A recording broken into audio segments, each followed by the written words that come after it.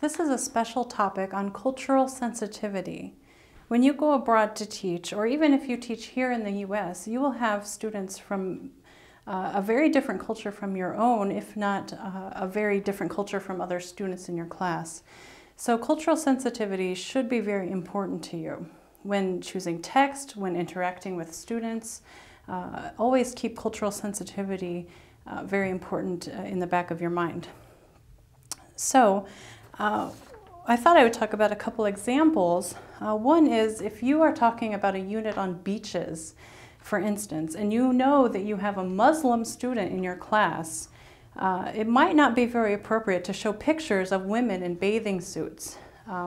So think of other examples like that where you know specifically of something that would be offensive that you could avoid. Also, if you are bringing in oral language to the class, keep in mind that a lot of American culture is very highly politicized. So for example, if you are teaching and you know that many of your students are immigrants, for example, try not to bring in a speech from a politician that is very anti-immigrant. So those are things that you should always be thinking about with your students. What would be offensive to them, and what should I avoid?